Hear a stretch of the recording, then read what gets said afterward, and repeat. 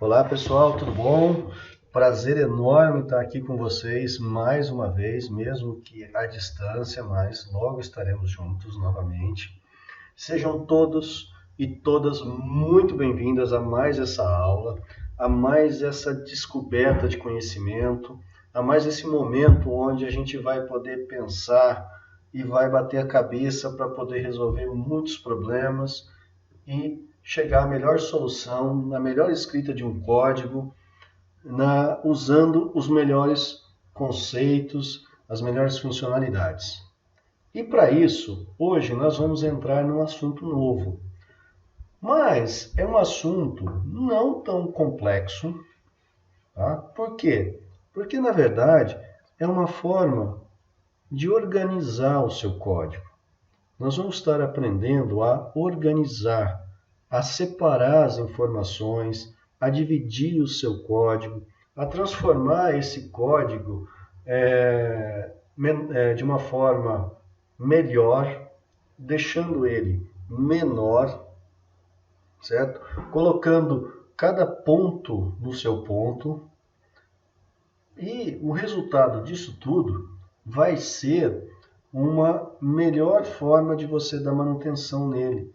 A visibilidade do seu código vai ser melhor. Tá? Vai ser mais fácil de entender o que vocês estão fazendo. E para a gente fazer isso, nós vamos trabalhar com functions e procedures. Então, como eu disse anteriormente, a gente vai evitar a duplicação de código. A gente já viu algumas coisas dessa com relação a usar os comandos de repetição. Comando de repetição ajuda? Nossa, ajuda e ajuda muito.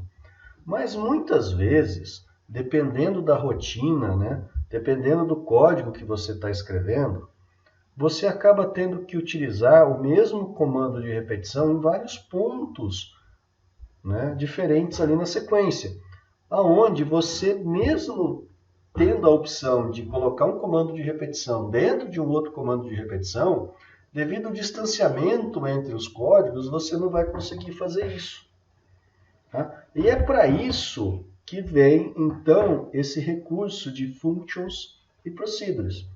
Vai permitir que você organize e retire essa duplicação, essa duplicidade de códigos em vários pontos dele, colocando tudo em um só. Isso vai facilitar a manutenção do código, vai melhorar a organização, como eu disse, e, consequentemente, diminuir o tamanho desse código. Vocês querem ver um exemplo disso?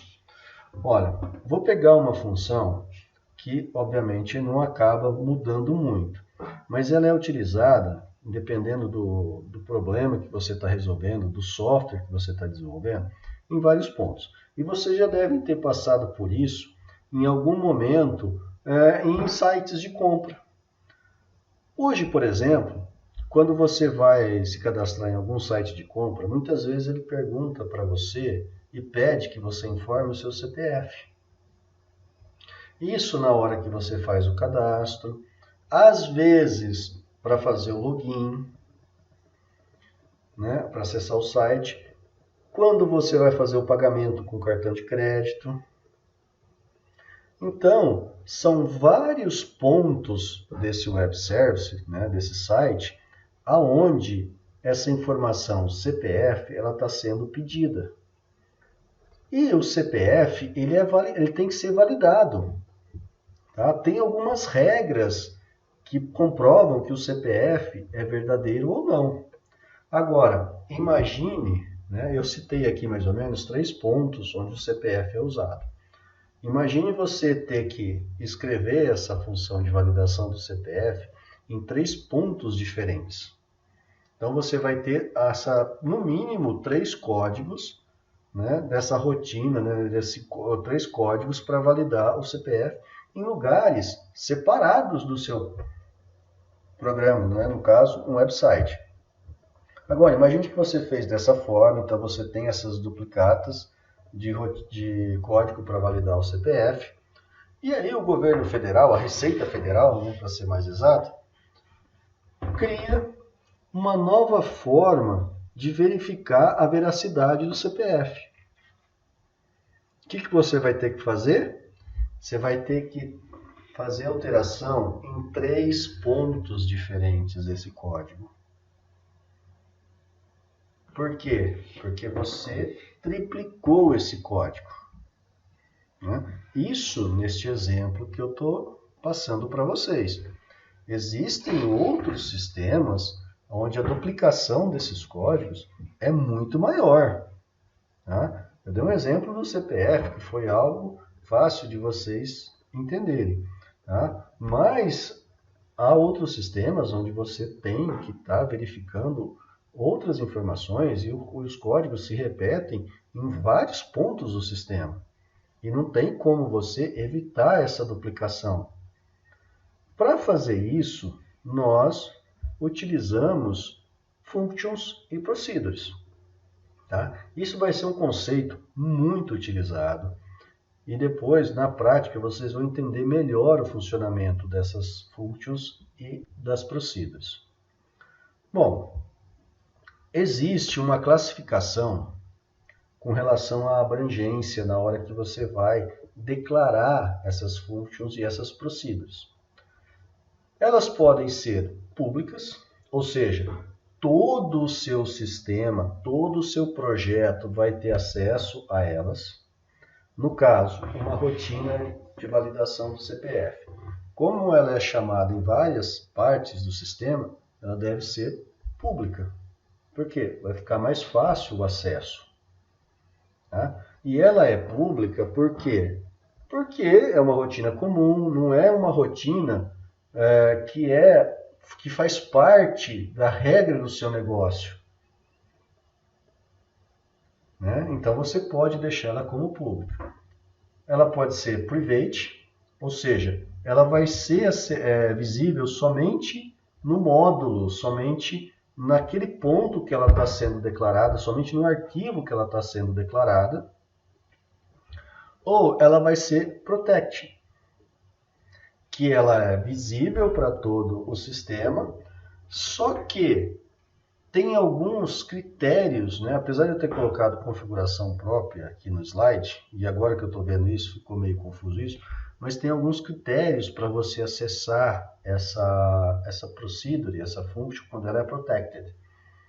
Por quê? Não é todo módulo, não é todo arquivo que vai poder acessar ela. Vai ter que ter uma configuração, vai ter que ter um código diferente para poder acessar ela. Mais para frente, quando a gente começar a trabalhar com vários projetos, ou melhor, quando a gente começar a trabalhar com vários arquivos dentro de um projeto, nós vamos entender muito bem esse conceito de Public, Private e Protected. Tá? Por quê? Porque aí nós vamos ter, por exemplo, um arquivo que vão conter todas as funções, todas as procedures do nosso sistema. E a partir daí, de acordo com a necessidade, a gente simplesmente vai instanciando essas functions e essas procedures. Certo? Então, nesse momento, temos que ter esse conhecimento, mas ainda não vamos colocar tudo isso em prática. Tá? A gente vai criar e vai definir a abrangência dessas funções. E no exemplo prático, eu vou comentar um pouco mais sobre isso para vocês visualizarem, né, e terem essa noção melhor sobre essa classificação quanto à abrangência das funções, né, das functions e das procedures. Bom, existe uma diferença entre function e procedure. Alguns escritores, alguns autores, simplesmente chamam function e procedure como se fosse a mesma coisa. Mas ela tem uma diferença, e é uma diferença simples, tá? Mas é uma diferença. A function, toda vez que você instancia e executa essa function, ela tem um retorno. Ela processa todos os dados, ou seja, ela executa o código que está escrito dentro dela, e como resultado desse processamento, ela devolve esse resultado. Ela devolve um valor falando, ó, todo o processamento retornou para você esse resultado. Então, a partir daqui, você dá sequência com esse resultado. Por isso que tem aqui, ó, nessa function, né? Na definição dela, eu defini ela como private, ou seja, ela só vai funcionar para o arquivo que ela tiver criada, e ela vai retornar um valor inteiro. Ela vai retornar um número, e esse número vai ser inteiro, né? E aqui vai ter o nome da function, né? Então, a abrangência dela, no caso private, o retorno dela e o nome. Eu chamei essa function de function para justamente começar, para que vocês comecem a assimilar esse valor. E aí você vai ter dentro das chaves, né, o código da function e vai ter a opção, né, o comando return, que vai retornar o valor que foi resultado da execução desse código.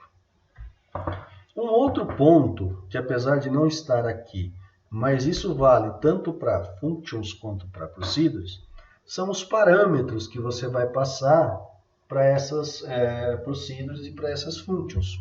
O que são esses parâmetros? Olha, tem um código dentro de uma function, dentro de uma procedure que vai ser executado.